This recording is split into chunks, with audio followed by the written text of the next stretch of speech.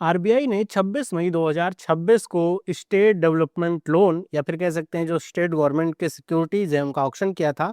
लेकिन जो इसमें स्टेट गवर्नमेंट्स हैं उन्होंने जो टारगेट था उसको मिस किया हुआ है।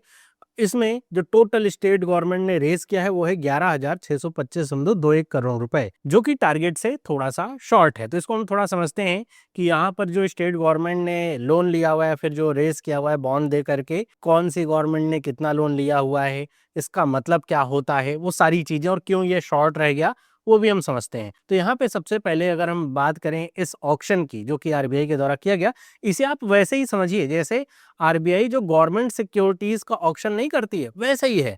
मतलब ये भी बस गवर्नमेंट सिक्योरिटीज का ऑक्शन ही है। जब जो जी सेक होता है वो जो सेंट्रल गवर्नमेंट होती है उनका ऑक्शन होता है। और जब हम बात करेंगे स्टेट डेवलपमेंट लोन एसडीएल कहें, जो कि इसका मार्केट टर्म होता है, ऑफिशियल टर्म होता है स्टेट गवर्नमेंट सिक्योरिटीज, ये जो होता है ये स्टेट गवर्नमेंट के द्वारा जारी किया हुआ बॉन्ड होता है। ऐसे समझिए कि जैसे अगर स्टेट गवर्नमेंट को 100 रुपए चाहिए, उनको कोई किसी योजना में लगाना है, तो वो क्या करते हैं, ये 100 रुपए को रेज करने के लिए मार्केट से वो एक बॉन्ड निकालते हैं। वो बॉन्ड पे क्या लिखते हैं कि भाई हम स्टेट गवर्नमेंट है, हम आपसे 100 रुपए चाह रहे हैं, जो जो भी कंट्रीब्यूट करना चाहे वो हमें दे सकता है। और ये बॉन्ड मैं आपको लिख के देता हूँ कि आपको 10 साल में मैं ये जो 100 रुपए वो लौटा दूंगा, इसके एवज में आपको हर साल इंटरेस्ट रेट कुछ भी कह सकते हैं 7% समथिंग आपको मिलता रहेगा। तो भाई कोई भी होगा व्यक्ति, वो अगर यहाँ पे आएगा 100 रुपए या 10 रुपए 50 रुपए जैसी जिसकी हैसियत है वो उतने का बॉन्ड खरीदेगा, रख लेगा। तो एक तरीके से ये आपका बॉन्ड ही है। और बॉन्ड को जब यहाँ पे सेल किया जा रहा है, ऑक्शन किया जा रहा है, तो वही आपका जो है स्टेट डेवलपमेंट लोन या फिर स्टेट गवर्नमेंट सिक्योरिटीज का ऑक्शन ये कहा जाता है। तो इसमें देखिए जो टोटल नोटिफाइड अमाउंट था वो था 13,450 रुपए। इतना नोटिफाई किया गया था आरबीआई की तरफ से, तो स्टेट से इनको मिला करके जो टोटल अमाउंट रेज किया गया इस ऑक्शन में वो 11,625 करोड़ रुपए। जो शॉर्टफॉल रहा लगभग 1,800 करोड़ के आसपास का शॉर्टफॉल यहाँ पे रहा। मतलब ये पैसा जितना नोटिफाई किया गया था उतना ज्यादा रेस नहीं हो पाया। और ये सारी चीजें हुई कहाँ पे, तो आरबीआई का जो कोर बैंकिंग सोल्यूशन प्लेटफॉर्म है ई कुबेर, उसके द्वारा ये सारा जो ऑक्शन है वो होता है। ई कुबेर के माध्यम, जैसे आपका अगर अकाउंट एसबीआई में है तो एसबीआई का योनो आपको मिल जाता है ना, वेबसाइट या ऐप, आप वहां से सारे काम अपने कर सकते हैं। तो ऐसे आरबीआई का जो प्लेटफॉर्म ई कुबेर है। तो आरबीआई के जो भी कस्टमर है, आरबीआई कस्टमर कौन होंगे, जो भी फाइनेंशियल इंस्टीट्यूशंस हैं, बैंक्स वगैरह हैं, वो सारे जितने भी स्टेट गवर्नमेंट्स हैं और जो हमारी सेंट्रल गवर्नमेंट है, ये सब आरबीआई के क्या होते हैं, कस्टमर होते हैं, ऐसे समझिए। तो वो सारा कुछ अगर कुछ भी आरबीआई के द्वारा परफॉर्म किया जा रहा है तो उस सारी चीजों का एक्सेस ई कुबेर में होता है। अब यहाँ पे जो शॉर्टफॉल है वो क्यों हुआ, इसको थोड़ा हम आगे डिटेल में समझेंगे कि शॉर्टफॉल का यहाँ पे रीजन क्या रहा। अगर हम बात करें यहाँ पे एक डेटा की कि कौन से प्रदेश ने कितना अमाउंट रेज किया है, मतलब उन्होंने ये एक तरह का समझिए ऋण लिया हुआ है कि यहाँ पे जो कि ये हमको पैसा दे दे, हम आपको इतना परसेंट यहाँ पे जो है इंटरेस्ट के रूप में देंगे, वो सारी चीजें। हालांकि जब भी बॉन्ड की बात होती है तो वो इंटरेस्ट रेट नहीं बल्कि ईल्ड के रूप में ऐसा उसको गिना जाता है। तो सबसे नंबर 1 पे है, टॉप बरोबर वो आता है मध्य प्रदेश, जिसने लगभग 2800 करोड़ रुपए जो है वो यहाँ पे रेस किए हुए हैं across two reissued securities. मतलब कोई नई सिक्योरिटी इशू नहीं करी है, जो सिक्योरिटीज थी उनको री इशू किया हुआ है। और इनकी मेच्योरिटी डेट 2034 और 2048 तक है। और यहाँ पर लगभग 7.69 या 7.86% का यहाँ पे यील्ड देखने को मिला है। वहीं पे केरला की बात करें तो उसने 1800 करोड़ रुपए रेज किए हुए हैं। और यहाँ पर बात करें तो जितना इन्होंने नोटिफाई किया था उतना पूरा का पूरा यहाँ पे इन्होंने रेज किया हुआ है। उत्तर प्रदेश ने लगभग 1700 करोड़ रुपए रेज किए हुए हैं, ये भी लॉन्ग टर्म सिक्योरिटीज हैं पूरे के पूरे। वही बात करें बिहार की, तो बिहार ने 1200 करोड़ रुपए यहाँ पे नोटिफाई किया था कि हमको इतना जो मतलब इतने का बॉन्ड हम लेकर के आ रहे हैं, इतना पैसा रेज करना है। और यहाँ पे जो मेच्योरिटी डेट थी 2035 की थी, लेकिन एक्सेप्ट केवल 875.21 करोड़ रुपए का ही किया है। मतलब यहाँ पे ये कह रहे हैं कि जो सक्सेसफुली यहाँ पे कह रहे हैं कि however it successfully raise another 1200 crore via a separate 15 year security 7.84% yield. मतलब ये जो पहले नोटिफाई किया था 2035 तक का, जो यहाँ पे था कि भाई 2035 में ये जो बॉन्ड होगा वो मैच्योर होगा, तो उसमें जो 1200 करोड़ रुपए इन्होंने पहले नोटिफाई किया था उसका केवल 875 करोड़ रुपए ही यहाँ पे एक्सेप्ट किया है।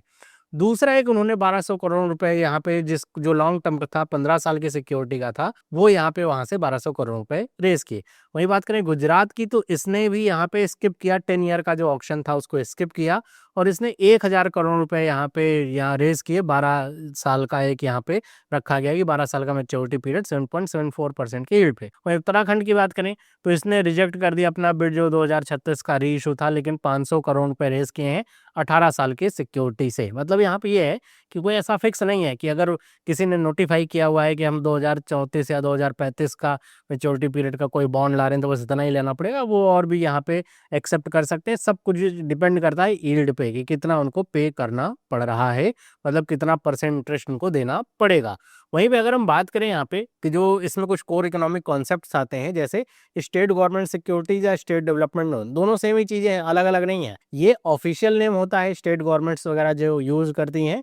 स्टेट डेवलपमेंट लोन एक मार्केट टर्म होता है जो इन्वेस्टर्स वगैरह यूज करते हैं। तो ऐसे ही जो मैंने आपको बता दिया एसडीएल के बारे में कि एक तरह का ये बॉन्ड ही है जिसको स्टेट गवर्नमेंट निकालती है अब मार्केट से पैसा उठाने के लिए, और ये काफी ज्यादा सिक्योर इन्वेस्टमेंट समझा। कोई भी सरकारी बॉन्ड होगा वो काफी ज्यादा सिक्योर होता है। जैसे गवर्नमेंट सिक्योरिटीज होती है ना, जो सेंट्रल गवर्नमेंट की होती हैं, रिस्क प्रोफाइल इनका वैसा ही सिमिलर होता है। लेकिन यहाँ पे एक डिफरेंस होता है कि यहाँ पे जो यील्ड होता है वो गवर्नमेंट सिक्योरिटी मतलब जो जी सैक होती है उनसे थोड़ा ज्यादा होता है। मतलब सेम साल के लिए अगर कोई गवर्नमेंट सिक्योरिटी आ रही है वो 7.1% का यील्ड देगी, तो स्टेट गवर्नमेंट का यील्ड लगभग 7.4% के आसपास होगा। मतलब थोड़ा उससे ज्यादा ही रहता है, इन्वेस्टर्स उसमें ज्यादा यील्ड की डिमांड करते हैं। वहीं पे अगर हम बात करें नोटिफाइड अमाउंट का मतलब क्या है, तो ये एक pre defined quantum of money होता है जो कि गवर्नमेंट अनाउंस कर देती है कि हम इतना पैसा उठाने वाले हैं मार्केट से। आरबीआई उनको नोटिफाई कर देता है कि भाई ये सरकार इतना पैसा यहाँ पे मार्केट से लेने वाली है, तो वो नोटिफाइड अकाउंट हो। जरूरी नहीं जितना नोटिफाई किया गया उतना आपको उठाना ही पड़ेगा, ऐसा कोई जरूरी नहीं, लेकिन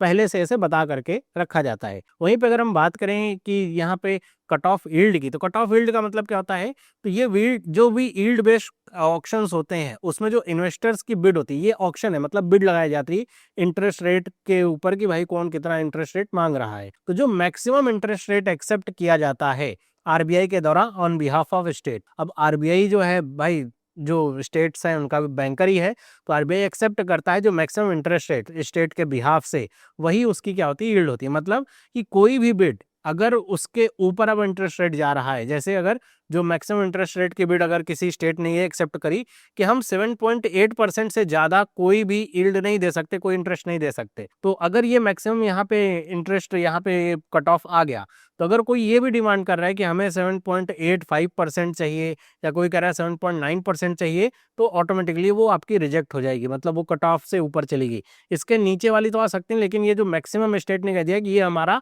मैक्सिमम है कि भाई हम इससे ज्यादा इंटरेस्ट रेट नहीं देंगे अपने बॉन्ड पे, तो वही आपकी क्या आती है, कट ऑफ यील्ड आती है। तो ऐसे बात आपको समझ में आ रही है। इसीलिए आप देखेंगे जैसे गुजरात ने 10 ईयर का जो है वो आप रिजेक्ट कर दिया, सेम इसी तरह, क्योंकि वहां पे जो इन्वेस्टर्स थे वो ज्यादा यहाँ पे यील्ड की डिमांड कर रहे थे, इंटरेस्ट रेट ज्यादा मांग रहे थे। जैसे बिहार ने जो है 800 समथिंग करोड़ रुपए जो है वो रेस किए, वो इसीलिए क्योंकि इन्वेस्टर्स अगर ज्यादा जो है इंटरेस्ट रेट मांगेंगे तो सरकार को वो जो उधारी हो जाएगी ना, वो मतलब वो इंटरेस्ट रेट ज्यादा देने का मतलब क्या हो जाएगा, सरकार की उधारी ज्यादा बढ़ेगी, मतलब उनके ऊपर ज्यादा रिस्पॉन्सिबिलिटी आएगी, भाई उतना पैसा उनको इंटरेस्ट रेट के तौर पे देना है। तो राज्य सरकार के ऊपर है कि वो रिजेक्ट कर देते हैं कि भाई हम उतना पैसा रेज ही नहीं करेंगे, या फिर इस इंटरेस्ट रेट पे हम पैसा नहीं दे रहे हैं, इससे अगर कोई नीचे ले रहा है तो ठीक बात है ना। वहीं पे बात करेंगे रीइश्यूड सिक्योरिटी की, जैसे आपने देखा यहाँ पे पिछली स्लाइड में मैंने आपको दिखाया, जैसे ये मध्य प्रदेश है इसने रीइश्यूड किया हुआ है, यहाँ पे उत्तराखंड ने भी अपना जो 2036 का था री इशू उसको कैंसिल कर दिया है। तो री इशू का मतलब क्या होता है, री इशू का मतलब सिंपल सा इतना है कि ये किसी तरह का कोई ब्रांड न्यू बॉन्ड नहीं होता है जो कि स्टेट कर रहे हैं, बल्कि जो एग्जिस्टिंग बॉन्ड होता है उसी को री इशू किया जा रहा है। मतलब उसी सेम बॉन्ड पे जो पहले से चल रहा है उसी पे और ज्यादा जो वॉल्यूम है वही आपका ऐड होता रहता है, और इस वजह से जो इसकी लिक्विडिटी है वो सेकेंडरी मार्केट में ज़्यादा इंप्रूव होती है। तो इसीलिए आप अगर देखेंगे, अगर मैं बात करूं गवर्नमेंट बॉन्ड या जो सेंट्रल गवर्नमेंट के सिक्योरिटीज होते हैं स्टेट गवर्नमेंट के सिक्योरिटीज में डिफरेंस क्या है, तो एक मेजर डिफरेंस ये होता है कि जो जी सैक होती हैं उनका वॉल्यूम ज़्यादा होता है ना, क्योंकि सेंट्रल गवर्नमेंट मतलब अगर पैसा उठाएगी तो 400-500 करोड़ ऐसे तो नहीं उठाएगी ना, तो उसका वॉल्यूम ज़्यादा होता है। अब वॉल्यूम ज़्यादा होने का मतलब क्या होता है कि जो सेकेंडरी मार्केट है वहां पर उसकी लिक्विडिटी ज़्यादा होती है। अब अगर लिक्विडिटी उसकी ज़्यादा है तो सिंपल सी बात है उसमें लोग इन्वेस्ट करते हैं, खरीदा बेचा ज़्यादा जाता है। वहीं पे बात करें अगर एचडीएल की, तो एचडीएल ना उतना वॉल्यूम नहीं रखता है, तो इस वजह से सेकेंडरी मार्केट में उतनी ज़्यादा लिक्विडिटी नहीं होती जितना गवर्नमेंट सिक्योरिटी या सेंट्रल जो बॉन्ड होते हैं उनकी होती है। तो ये एक मेजर डिफरेंस होता है गवर्नमेंट सिक्योरिटीज़ और एचडीएल में, है ना? तो ये होता है। तो इस तरीके से आपका रीइश्यू काम करता है। वहीं पे आगे अगर हम बात करें यहाँ पे कि ये जो कह सकते हैं कि ये जो स्टेट्स हैं इन्होंने अपना टारगेट मिस आखिर क्यों किया, है ना? जैसे किसी ने 1200 का टारगेट रख रखा था, बिहार ने तो 875 करोड़ रुपए रेज़ किए। तो इसके पीछे 2 रीज़न्स हैं मोटे-मोटे। एक तो इन्वेस्टर का कॉशन होता है कि जो भी इंस्टीट्यूशनल इन्वेस्टर्स हैं, मतलब ये जो स्टेट गवर्नमेंट्स के बॉन्ड निकालते हैं, इसमें हम और आप जाकर के नहीं खरीद सकते ना इन बॉन्ड को। तो इसमें जो इंस्टीट्यूशनल इन्वेस्टर्स होते हैं, जैसे बैंक्स हो गए, म्यूचुअल फंड्स हो गए, इंश्योरेंस कंपनीज वगैरह हो गई, तो ये यहाँ पे पार्टिसिपेट करते हैं।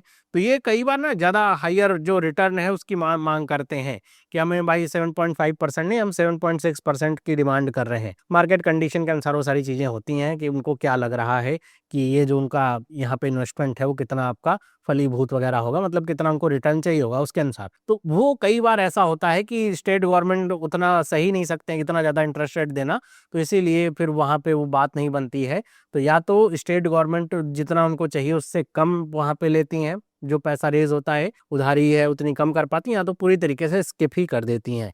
आपके मन में ख्याल ये आ रहा होगा कि ये जो इंस्टीट्यूशनल इस इन्वेस्टर्स हैं जैसे बैंक्स वगैरह हो गए, ये आखिर पार्टिसिपेट करते क्यों हैं? क्यों अपना पैसा दे करके एचडीएल्स वगैरह लेते हैं? तो आपको पता होना चाहिए कि जितने भी बैंक्स हैं या जो फाइनेंशियल कंपनीज़ हैं, उनको एक तरह का जो स्टैट्यूटरी रिज़र्व है मेंटेन करना पड़ता है, इसको कहते हैं एसएलआर। तो एसएलआर में जो एचडीएल होता है और जो गवर्नमेंट सिक्योरिटीज़ होती हैं, दोनों एलिजिबल होती हैं। तो एसएलआर को मेंटेन करने के लिए जो बैंक्स होते हैं वो इस तरह की सिक्योरिटीज़ को लेते हैं। इसीलिए अगर बैंक को कभी ओवरनाइट लोन चाहिए हो, तो ये जो एचडीएल हो गया, गवर्नमेंट सिक्योरिटीज़ होती हैं, काफ़ी लिक्विड होती हैं। तो वो आसानी से इनका प्रयोग करके जो लोन है ओवरनाइट बेसिस पे ले सकते हैं। तो ये सब काम कर मतलब बैंक का फ़ायदा ही होता है, मतलब उन्होंने पैसा दिया है, उस पे इंटरेस्ट रेट भी उनको मिल रहा है। आगे अगर यील्ड अच्छा मिले तो बेच वगैरह भी सकते हैं। एसएलआर कोटा मेंटेन होता है, तो इसलिए वो जाकर के पार्टिसिपेट करते हैं। वहीं पे दूसरा इसका जो रीज़न होता है वो फिस्कल प्रूडेंस होता है स्टेट्स का। जैसे गुजरात, बिहार को देखिए, तो उन्होंने जितना फुल बिड था अमाउंट उतना जो है एक्सेप्ट ही नहीं किया। क्यों? क्योंकि बोरिंग कॉस्ट ज़्यादा हो जाएगी। अगर उनको ये लग रहा है कि हम 7.8% से ज़्यादा नहीं जा सकते, लेकिन जो इन्वेस्टर्स हैं वो जो उनकी जो बिड्स आ रही हैं वही आपके 7.9%, 7.95% ऐसे आ रही हैं, तो वो कहेंगे भैया स्किप ही हम कर देंगे, क्योंकि ये हमारे लिए कुछ ज़्यादा ही हो जाएगा, इतना हम मतलब बोरिंग कॉस्ट हम सहन नहीं कर सकते हैं। तो जो फिस्कल डिसिप्लिन होता है उसको फॉलो करते हैं और उसको डिमॉन्स्ट्रेट करते हैं कि थोड़ा मार्केट और ज़्यादा अच्छा हो जाएगा, तब हम फिर से जो है इस तरह का जो एचडीएल है वो निकालेंगे और फिर बोरो कर लेंगे। तो ये इस 2 वजह से होता है। एक तो इन्वेस्टर का कॉशन होता है, इन्वेस्टर देख रहा है कि लिक्विडिटी मार्केट की कैसी है, फ्यूचर प्रोजेक्शन को देखते हुए उसको लगता है कि उसको और ज़्यादा इंटरेस्ट रेट मिलना चाहिए, तो वो वहाँ पे प्रेशर डालते हैं। और कई बार जो स्टेट्स होते हैं उनको लगता है कि ये बोरोइंग कॉस्ट को काफ़ी ज़्यादा कर देगा उनके लिए, तो वो उस पे पीछे हट जाते हैं। 2 रीजन्स की वजह से जो टारगेट होते हैं वो मिस हो जाते हैं। तो ये थी पूरी वीडियो, जो स्टेट डेवलपमेंट लोन्स हैं उनको लेकर के, इनका मतलब क्या होता है, क्या यहाँ पे किस तरीके से ये आपके ऑप्शंस होते हैं, सारी चीज़ें मैंने आपको समझाने का प्रयास किया है। बाकी आपका क्या विचार है आप मुझे कमेंट करके बताइएगा। वीडियो अगर इन्फॉर्मेटिव लगे तो लाइक करिए, इस तरह की और वीडियोज़ के लिए चैनल को सब्सक्राइब करिए।